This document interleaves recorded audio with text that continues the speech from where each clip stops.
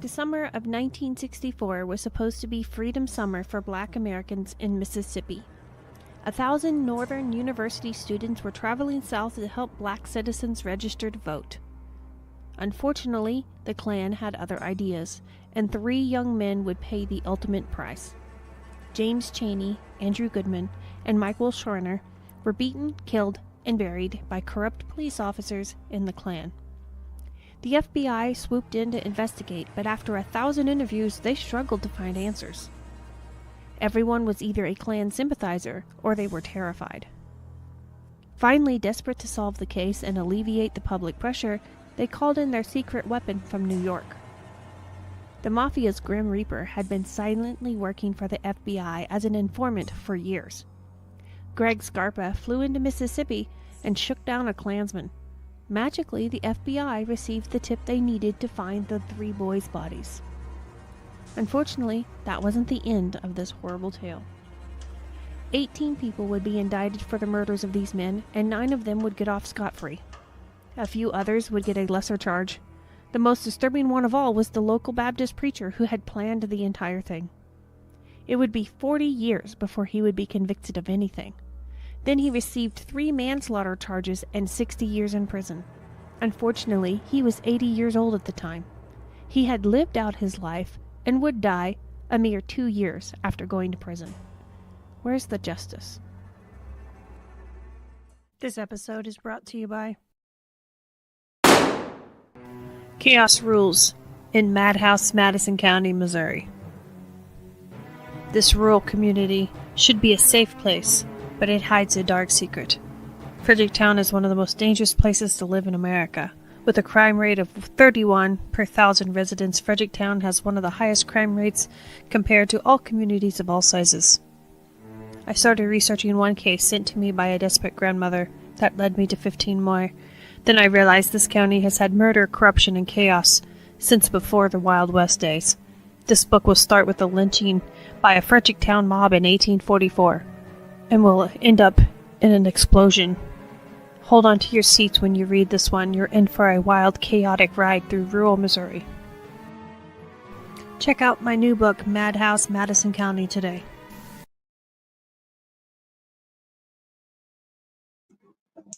Hi guys, welcome to Chasing Justice on True Crime Tuesday. I am your host, Sonova Cantrell. On the line, I have 2 of my favorite co-hosts. I have fellow victims advocate, Cricket Andrews. How are you, Cricket? I'm good. Hi, everyone. I also have my favorite research assistant, Miss T. How are you, Miss T? I'm good. I hope everybody else is good.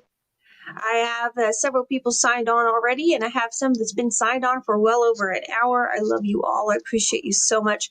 Tonight, this video is being brought to you by Madhouse, Madison County. That is my newest book. Make sure and check that out on Amazon today. It's always brought to you by Bones Coffee Company. And tonight, we're going to be talking about a historical civil rights case called Madhouse, Madison, called Mississippi Burning. Mississippi Burning. Now, this is a civil rights case that I have actually looked into this before, and I had a former co-host that we did a video on this back in my True Crime archives. I chose not to repost that for various reasons. I thought we could go into a deeper dive into the case here. I was on a ex-mobsters, gangsters platform, so everything was kind of spun towards the mob. And that was fine. That was the platform I was on. But I didn't feel like this case got as much of a spotlight as it needed to because the conversation spun in another direction. So tonight I want to cover this case. And I feel like this is a case that needs to be covered because, like Cricket and I said, this is a fight that we're seeing in our society today that we should not be seeing. We should not be seeing racial division in our country now. We have already fought these battles. And this shouldn't still exist in America today. And unfortunately, we can see cases where racial tensions and racial divides are still there, discrimination still there, in the Justice Department and otherwise. And so I wanted to highlight this case again, and I felt like this is something we need to remember. The people that have fought and died for freedom in this country, for everyone. And that's freedom for everyone, no matter race, creed, color, gender, none of that matters. We're all human beings. And so this is a case that I wanted to talk about. It's called Mississippi Burning because that is what the FBI file was titled. It was called Mississippi Burning. Now, we're going to be talking about that today. So hello, everyone that has signed on. So let me grab my notes here and we'll get started. We're talking actually about the death of 3 young men. Now, I may get into the habit and call them kids because, I have a son that's not too much younger than this. But we are talking about a 20-year-old man, a 21-year-old man, and a 24-year-old man. So none of these gentlemen are very old. They were actually civil rights workers. They were part of the supposed to be Freedom Summer of 1964. Now, at this time in the state of Mississippi, only 3% of the registered voters were African American. Now, that was a major problem because they weren't getting a voice in our politics, and they had a right to a voice like everyone else, but they weren't getting that, and they were being discriminated against. And if they tried to register to vote, they would be beaten. Their houses may be burnt. They may be lynched, and their bodies never found. This was a brutal, chaotic time. And so this is where we want to remember the sacrifice of these young men, and then all of the people that came in behind them to continue the work until things got some change. Now, June 21st, 1964, James Chaney, Andrew Goodman, and Michael, I will say his name wrong, Schwerner, I think is how you say it, they were traveling down to Mississippi to help people register to vote. Now, this was part of a movement. There was supposedly 1,000 university students from the North that were going to go down to Mississippi and help the Black population sign up to vote. Now, you have to understand, at this point, a lot of these people, you say, well, why would they need help doing that? Well, a lot of them were never allowed to go to school. A lot of them couldn't read. A lot of them had a hard time, and then when they're getting fought and people are afraid to go to the polling places and afraid to sign up to vote, they needed assistance to come in. And so this is where you have 1,000 young people that were going to descend on Mississippi and help these people sign up to vote. This is a wonderful, outreach program. It is a wonderful charity event. Nobody was paying them to do this. They were fundraising and trying to get everybody signed up to do this. Now, they knew that this was a dangerous job. They were trained on what they were supposed to do. They had safety measures in place. One of those things was they never did anything alone. They went in groups. They didn't travel at night. They tried to be very respectful to law enforcement and to authority, tried not to cause any trouble. But they'll find that when they got down into Philadelphia, Mississippi, that they were coming up against a hidden army of people who were so seething with hatred that they would end up losing their lives trying to come up against this army. Now, you would think now, when you hear somebody that is trying to fight to keep someone from being able to sign up to vote, you'd think you have this grand concept of who these evil looking people are. These were regular everyday people.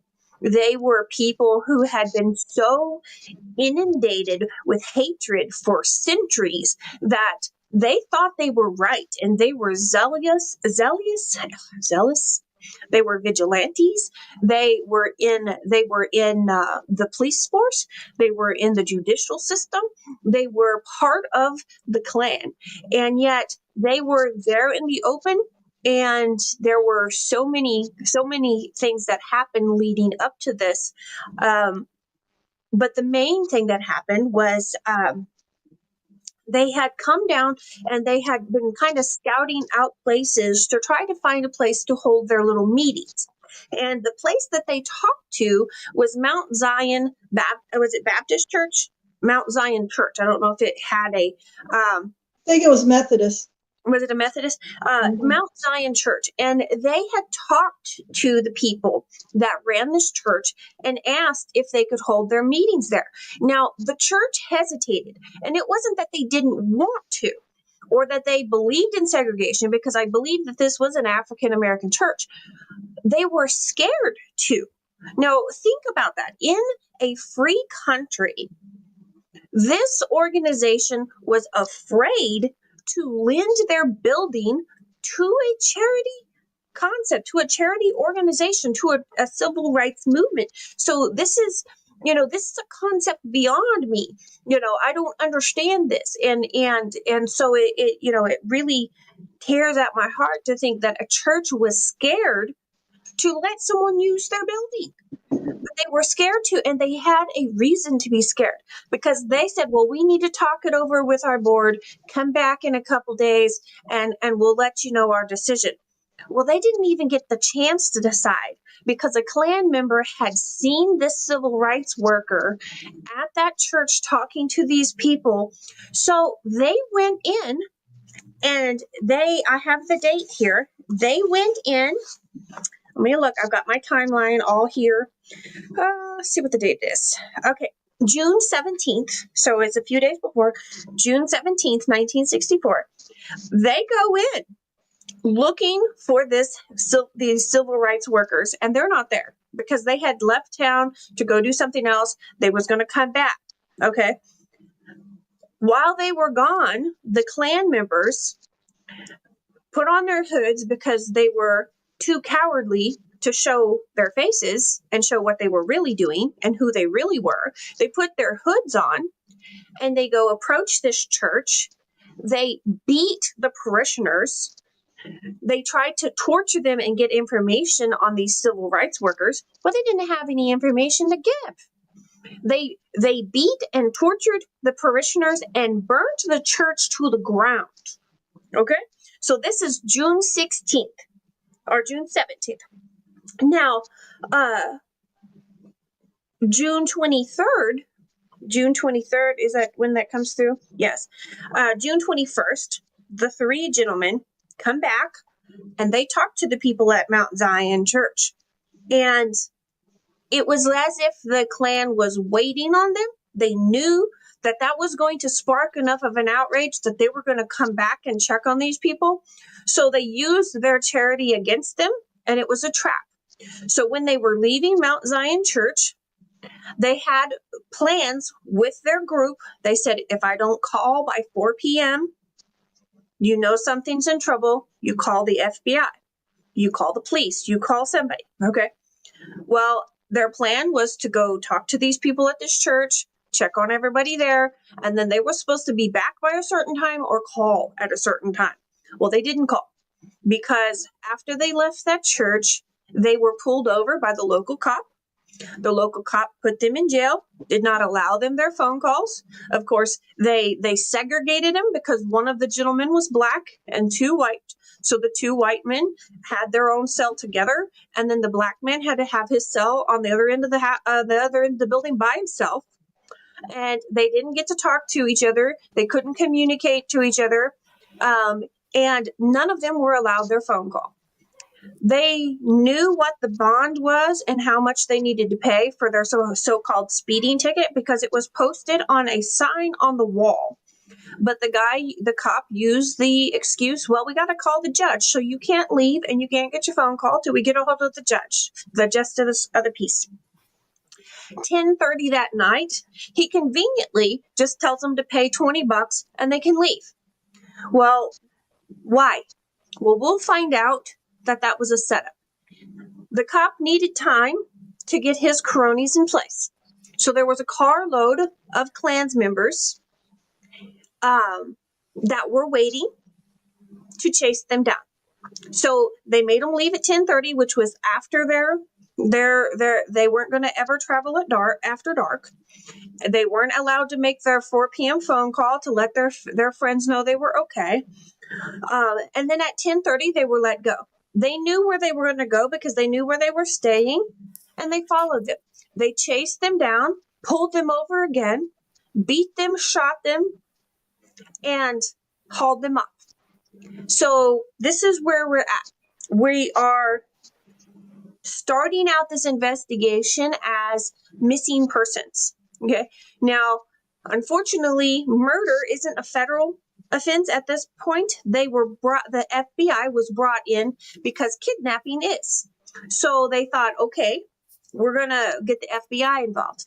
Unfortunately, there was no FBI office in that area at that time. There were 2 guys trying to cover several counties at the same time, and they were overwhelmed. They told J. Edgar Hoover, "You're going to have to do something." So they literally came in and brought the FBI and put a FBI branch of the FBI in that area because they didn't have it. Now, you're going to find out that the FBI would interview about 1,000 residents, and they got zero information because everybody was terrified. You either had people that were secretly,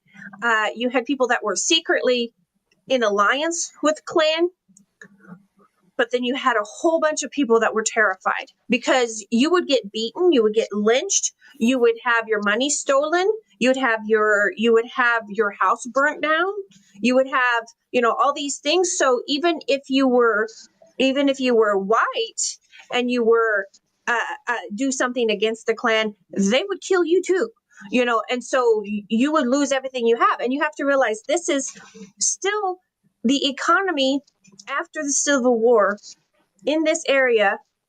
It never really recovered. So you're talking about people that are below the poverty level.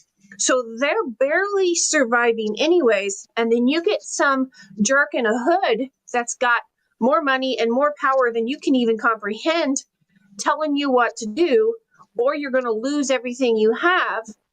It was easier for the Klan to control these people because they had no way to fight back. And they never knew which cop they could talk to because this cop may be a clandestine Klan member. And so this is kind of the atmosphere that these 3 young men were going into to try to help clean up. And so I'm going to pause right there and let you, Cricket and Tammy, say something.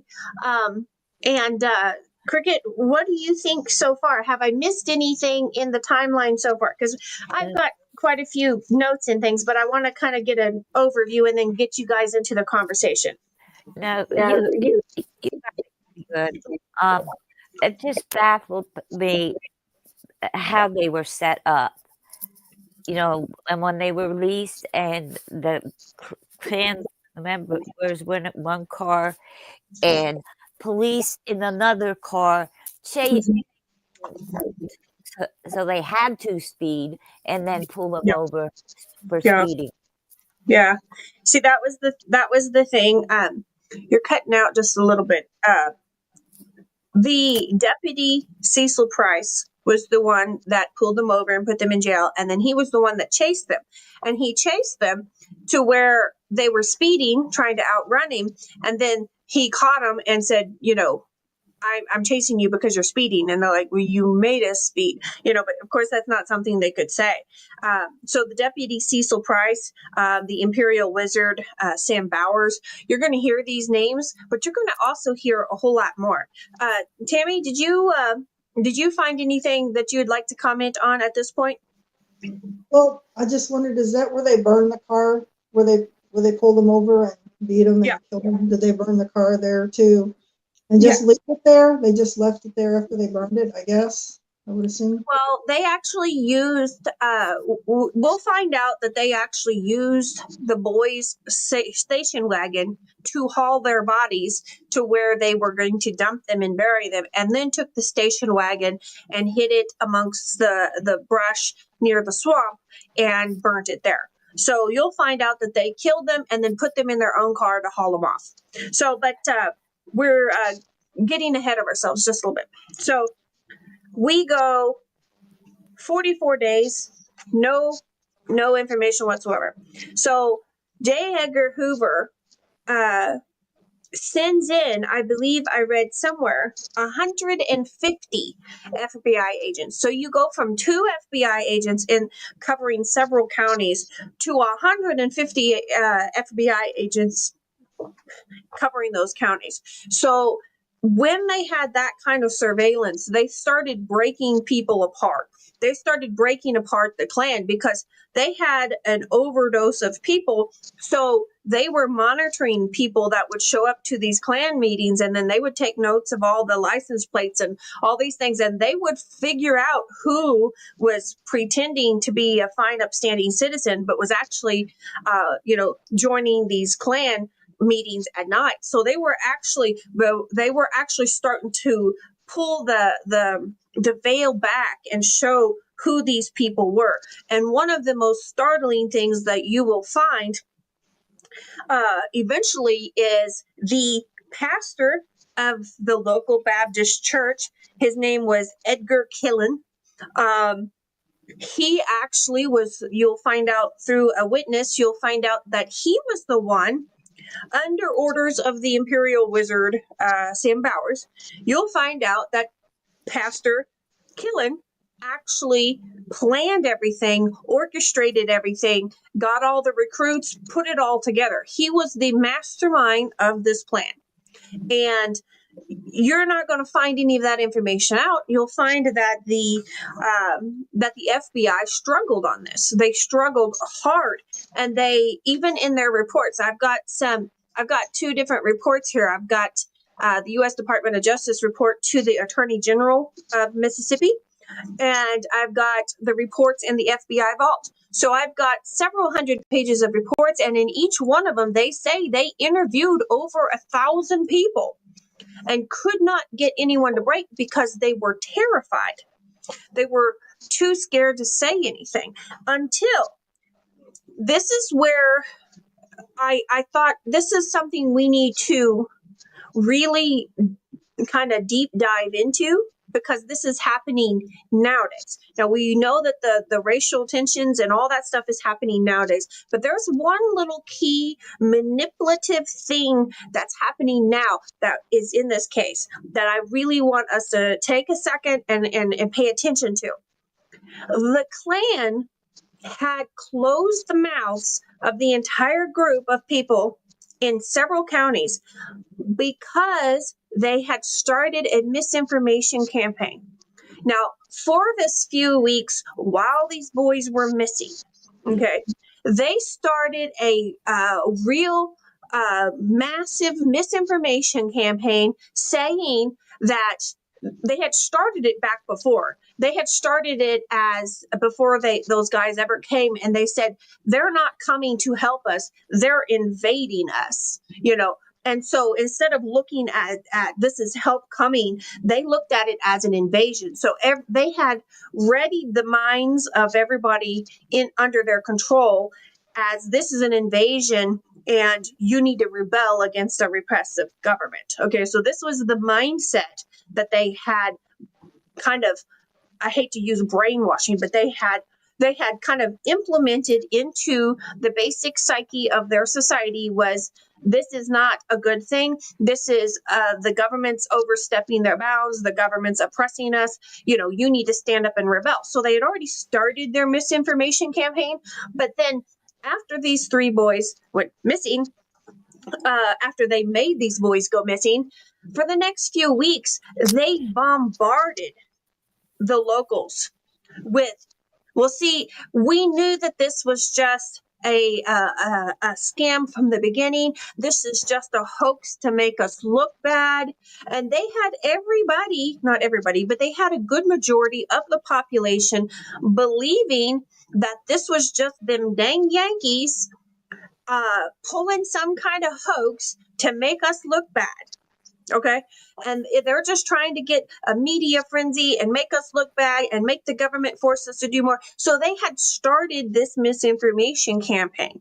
Now, during those few weeks while they were missing, everybody there was being bombarded with fear, was being bombarded with intimidation, and they're being bombarded with misinformation and propaganda from the Klan. Now, if you can't tell me that that's what America is going through right now, we're being bombarded with misinformation, we're being bombarded with propaganda, we're being bombarded with fear, so this is why I think we need to pause here, not getting political in any way, but just realizing that this is a tactic that's been done before. They started their misinformation campaign. They had killed these guys, and yet they still started this misinformation campaign, trying to keep the blacks suppressed and trying to keep the whites misinformed and in this vigilante mindset. Okay. Because they knew once the people started to see what they really were, they wouldn't stand for it. Okay. When they found out that their good-hearted Baptist minister was actually right under the highest klansman in the area, when they found out that that good minister actually helped murder 3 boys, they were going to riot. And so they had to keep this lid on this boiling pot by suppressing people here, by misinformation here, by inciting violence here against the government. And they did a good job of it. And the FBI was struggling. And this is where a lot of people didn't realize this, but it has come out and it is legitimate. And just to show you that I'm not making this BS up, I'm going to show you an article online about this so you guys can see this. Changing subjects a bit. During this time, the FBI was really screwing up. They had turned one of the biggest mafiosos in New York. They had turned him as a confidential informant. And he was giving massive amounts of information to the FBI. They were taking out this mobster and that mobster. Of course, he was only giving information on the people that were his enemies. And so for 20 years, they looked away and let this man get away with literal murder. Greg Scarpa worked undercover for the FBI as a snitch for over 20 years. And during that time, there were a lot of people murdered. There was actually a rumor that this man could have killed up to 100 people while he was working with the FBI. So this is not a good guy, and this is not a good thing that the FBI is doing. But the FBI did tap their resource. They did get a hold of Gregory Scarpa. Now, his girlfriend, Linda Shiro, would later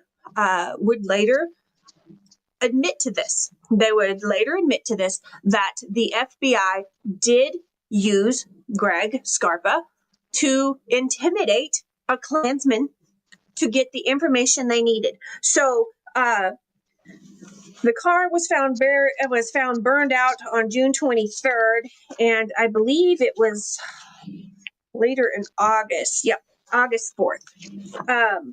August 4th, the FBI gets this magic tip. And this guy, who they called Witness X, to this day, you can look at these FBI files in the vault. You can look at this Department of Justice report that I have. You can look at all these hundreds of pages.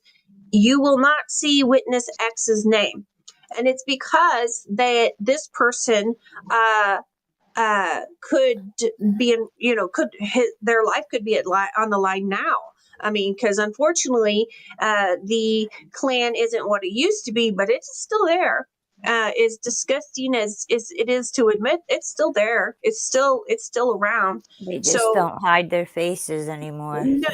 and so this is where we kind of got to witness X did come forward, and right after Mr. Scarpa ended up landing in Mississippi. Now, Linda, his girlfriend, said that they got a call, and he said he has to go. And she says, I want to go. So she rode on the plane with him. And she said this man that looked like a cop walked into their hotel room, handed him a gun, and says, I'll see you. Greg Scarpa goes out, leaves her at the hotel for a while, comes back later. We'll find out later that that's an FBI agent. The FBI agent meets Scarpa in his hotel room, hands him cash. Scarpa hands back the gun. Him and his girlfriend fly back home. Okay, so you'll find out that this was actually a legitimate thing that happened. The FBI paid Greg Scarpa to shake down a Klansman. Now, I guess you just have to find a bigger bully, is all I'm thinking. Because Greg Scarpa, you find out that he actually he knew who he was targeting, and I contend that it was Witness X, because they never would say who it was, and I'd say that's probably Witness X.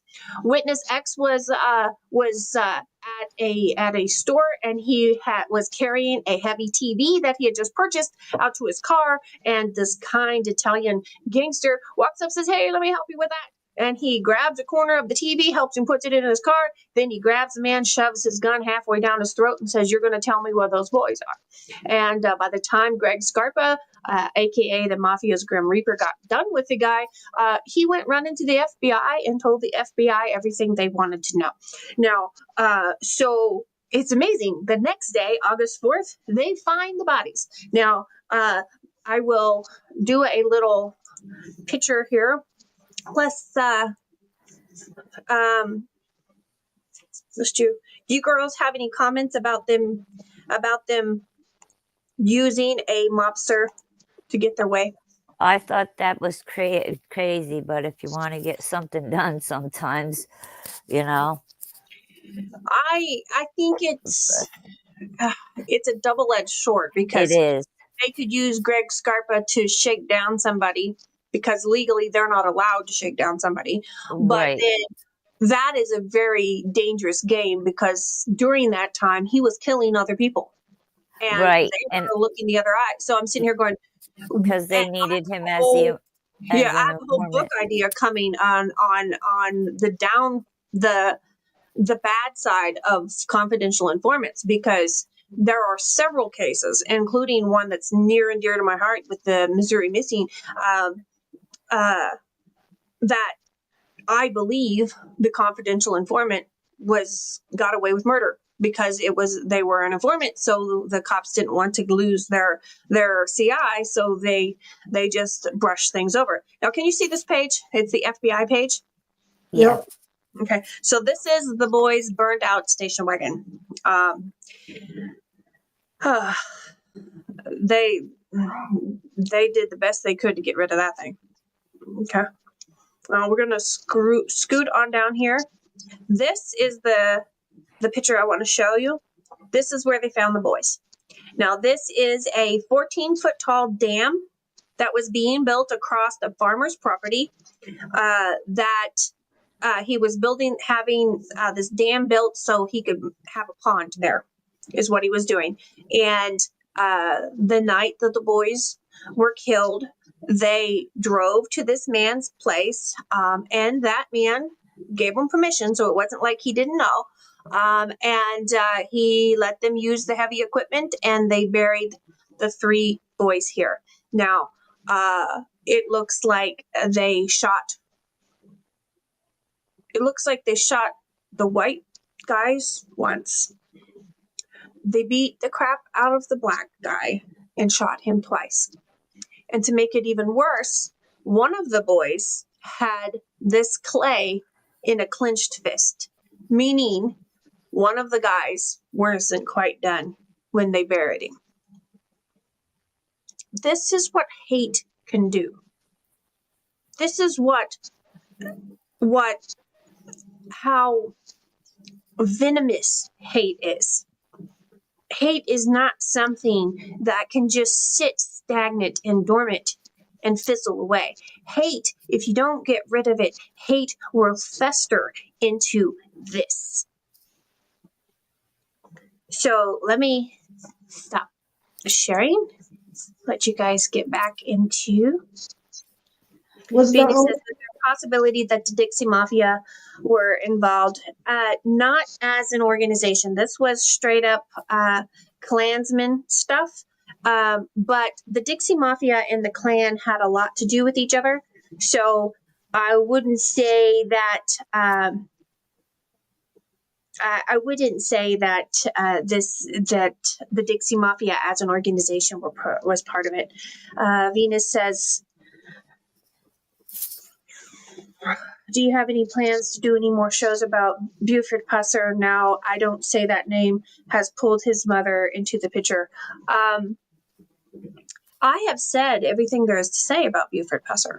I have an entire series of videos that is factual, and all of my research is out there. And unless something new comes up, or the museum asks me to do something else, I don't have anything else to say.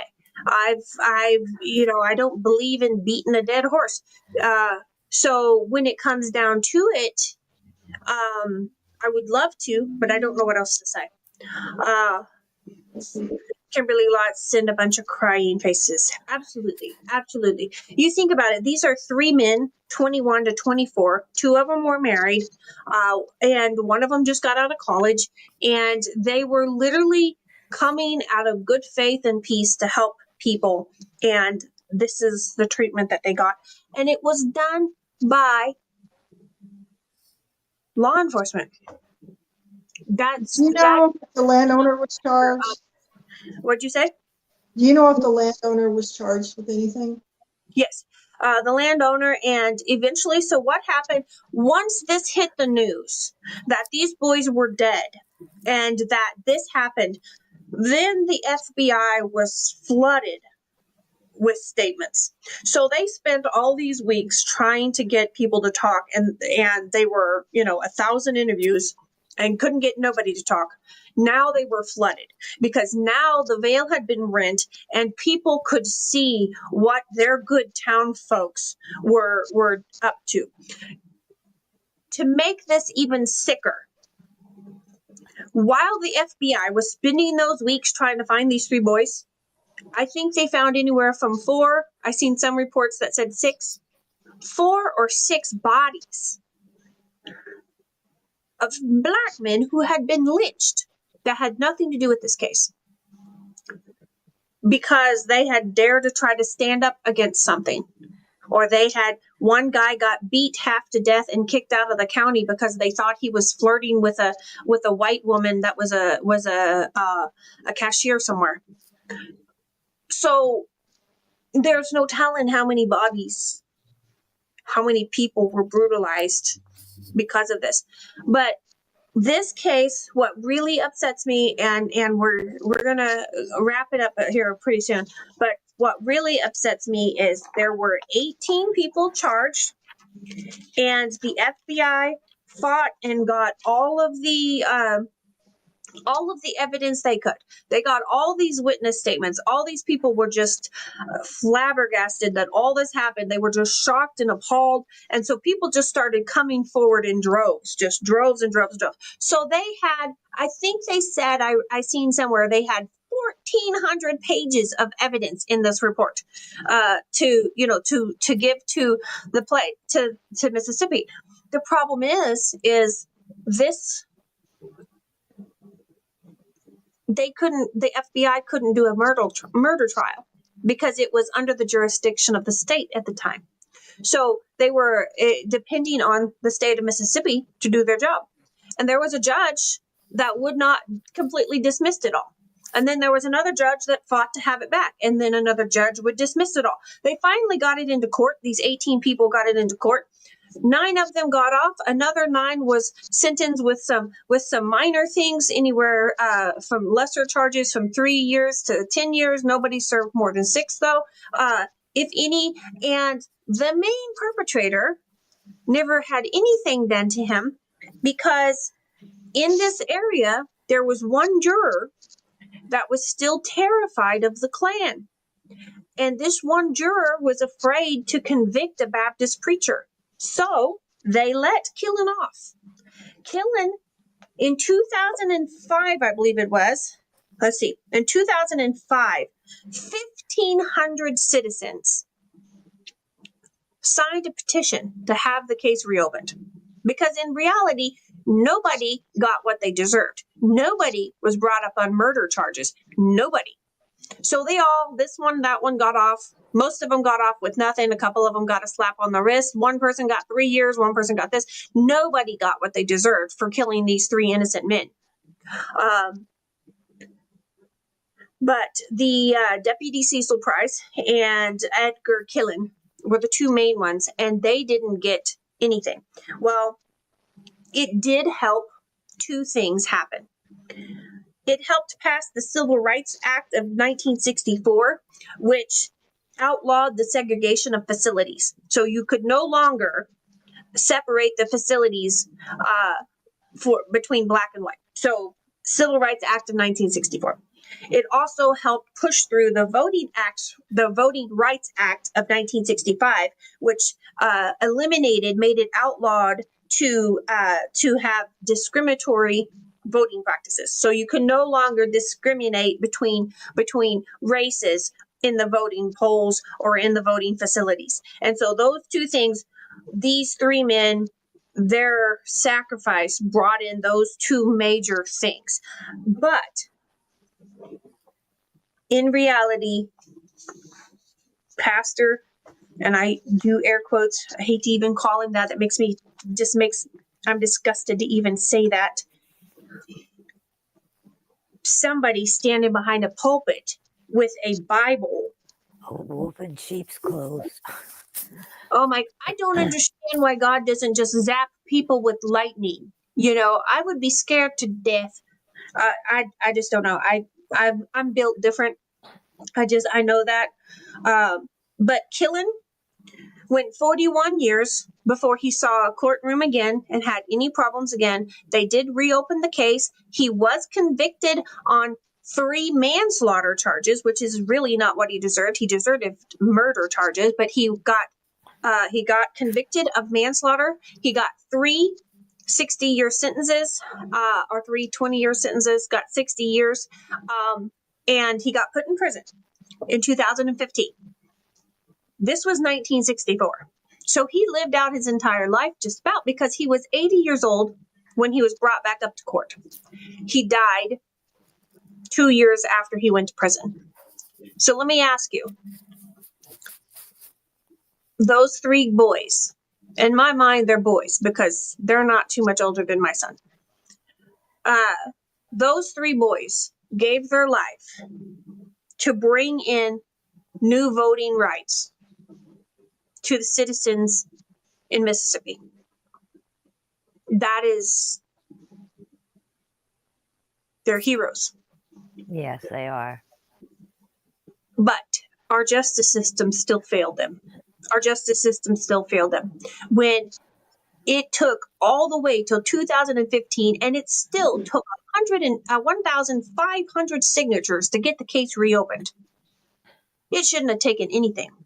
It should, in this day and age, somebody should have whispered it. It should have been done.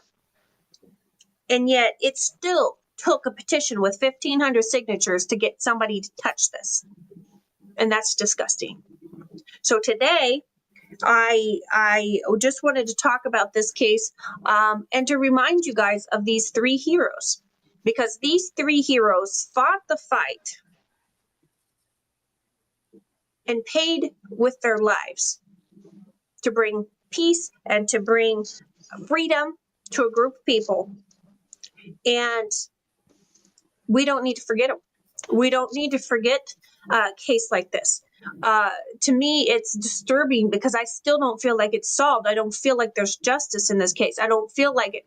The only way we can make this worthwhile is to keep reminding people of these boys' sacrifice, not let their story die, because they stood up for what they believed in and they paid with their life for it. And when we get into and we see things going on in our world today, we need to realize that these fights have already been fought before. And we don't need to slip into that kind of mindset. We don't need to slip into divide and not let the propaganda divide and conquer us. We don't need to let the misinformation, suppress us or cause us to have a vigilante mindset. We don't need to fall into those traps because those misinformation campaigns are out there now. There are people that would like to divide and conquer us, want us hating each other, because if we're too busy fighting amongst each other, we can't fight them. Okay? So we want to remember these three boys and for the heroes that they are. Kimberly Latt says, this system has also failed Emmett Till. Yes. Agreed. Yes. Cricket, do you have anything you want to add before we jump off? Well, one thing I want to say, and I don't know who said it, but if we don't learn from our past, we repeat it. And that's what's happening. Absolutely. For those of you that don't know, Emmett Till was a 14-year-old African-American youth who was lynched in Mississippi in 1955 for after being accused of offending a white woman. 14-year-old baby boy. Mm-hmm.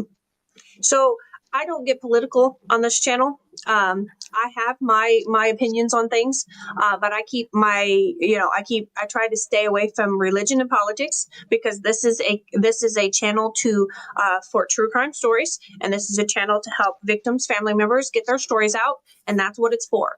But in this case, I want you to remember that as vicious and horrible things that these people did, they thought they were right.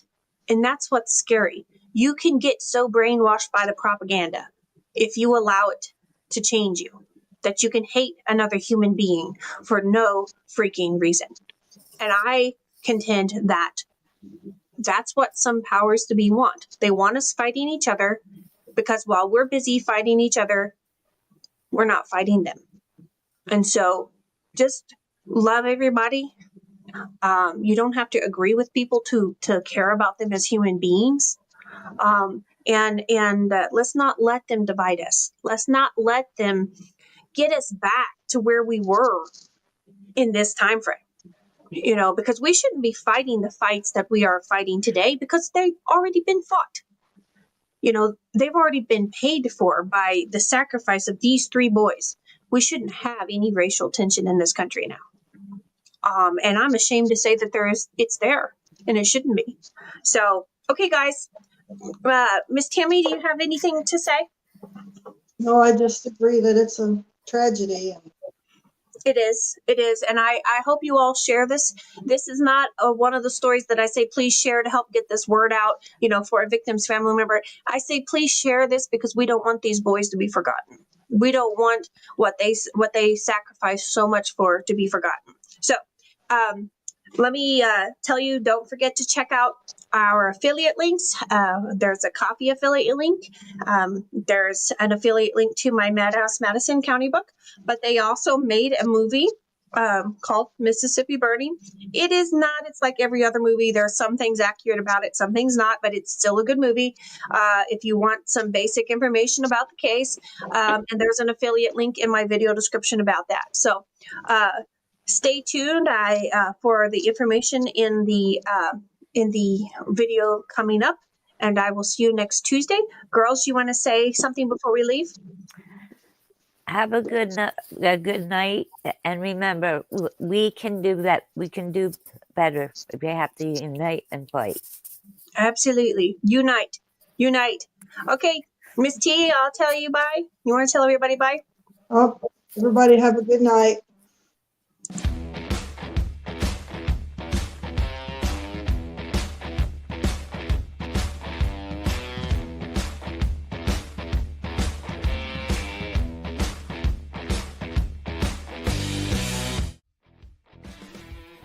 Today's episode is brought to you by Bones Coffee Company. You can forget about boring coffee when you drink Bones Coffee. Not only do they offer a variety of flavors such as strawberry cheesecake and maple bacon, they are a family-owned company that puts great detail not only in their coffee, but in the artwork that comes on each individual bag. Bones Coffee has a coffee club that will deliver your favorite coffee to your door every month.